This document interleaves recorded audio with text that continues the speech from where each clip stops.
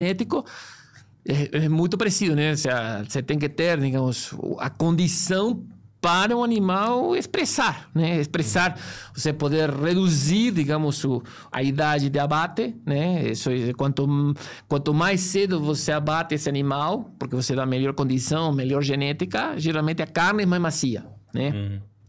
E além disso, hoje tem tecnologias que te permitem identificar os animais, né, que têm maior potencial, ou que têm genes mais especializados para determinado tipo de produção, né?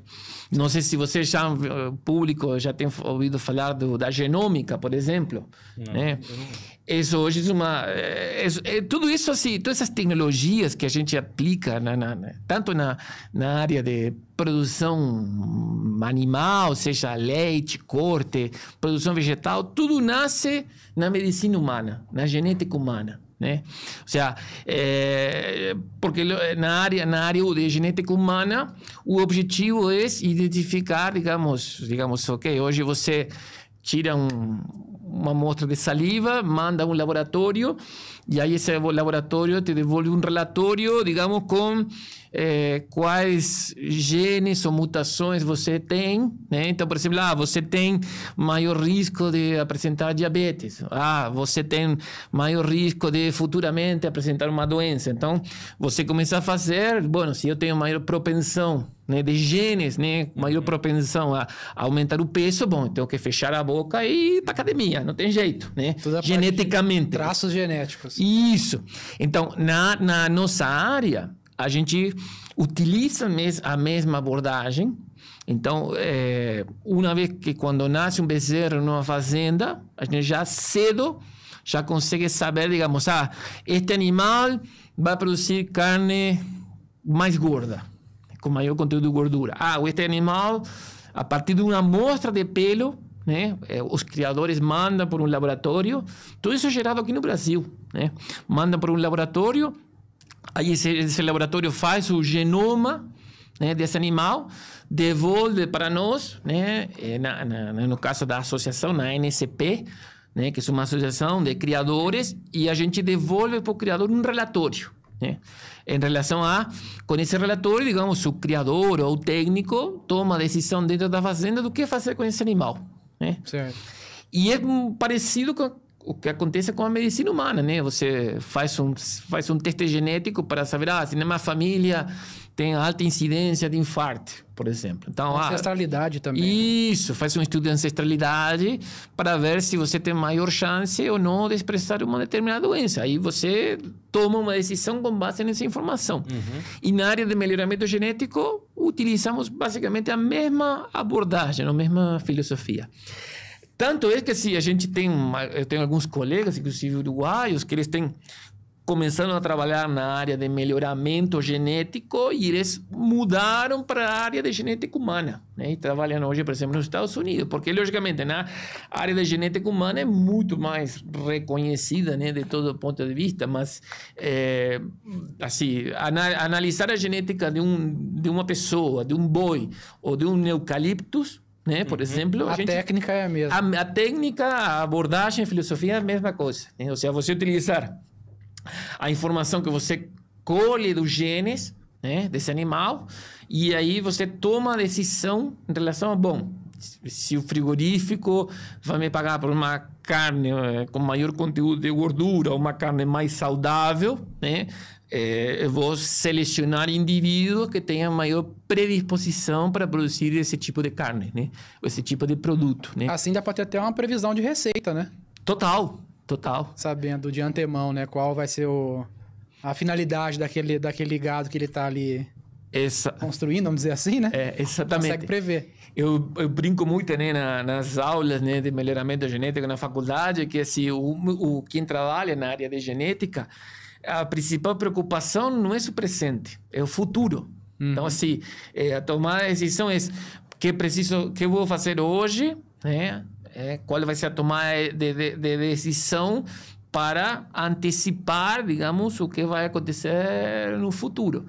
Porque, na verdade, se você numa população, num grupo de indivíduos, digamos, você não tem muito margem de melhora, né? Os animais já têm seus genes, aí você avalia a situação e aí você toma a decisão, bom, quais indivíduos vão deixar maior número de filhos, por exemplo. Quais indivíduos você vai descartar, né, de acordo com os objetivos de produção, né? Meu objetivo de produção é vender bezerro, por exemplo. O meu objetivo de produção é vender animais magros, né? O frigorífico paga para o criador uma bonificação por carcaças, né, com maior nível de acabamento, por exemplo. Então, aí o criador vai selecionar ou melhorar por aquilo que é mais remunerado pelo mercado, né? Acho que assim, em qualquer negócio funciona assim, né? Você vai tentar melhorar o seu produto naquelas características onde você vai ter uma remuneração maior. Para atender a necessidade do mercado, né? Às vezes as pessoas podem estar ouvindo e achar estranho, né? Falando, que antes o boi demorava 5, 6 anos para crescer, agora 20 meses. Aí a gente fica com dó. Mas a gente tá falando de alimentação. Assim, para mim... aquele que fala, eles estão aplicando bomba, estão aplicando... Anabolizantes. Tem isso mesmo ou não? Como que funciona? Não, isso hoje, assim, que acontece em alguns países, caso dos Estados Unidos, né, é permitido o uso de anabolizantes, mas aqui no Brasil, digamos, tanto em todas as espécies, aves, suínos e bovinos, né, está proibido, né, o uso. E isso, logicamente, o Ministério Frigorífico fazem controle, né? A inspeção. A inspeção, porque isso, imagina, né? Os mercados para onde o Brasil exporta ou vende sua produção, eles fazem controle, né? Isso já tem acontecido caso, por exemplo, muitas vezes de resíduos de vermífugos, né, na carne, e isso causa problemas, fechar o mercado, ou é muito sério, né, porque você perde a credibilidade de dizer, não, estou vendendo um produto, né, adulterado, exatamente.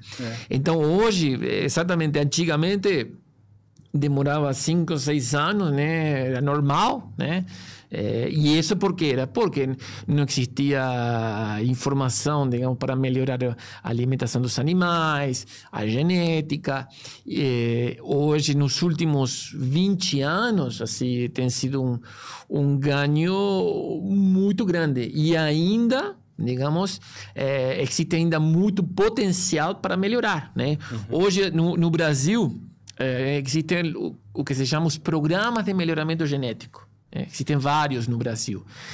E esses programas de melhoramento genético que oferecem reprodutores, touros, né, que a gente observa nas centrais, né, que vão produzir os animais da próxima safra. Se a gente juntar todos os touros que esses programas produzem, né, para melhorar o rebanho, a gente está bem abaixo, né, acho que assim, não atinge nem 1/3 da demanda que existe no Brasil, né, de número de reprodutores.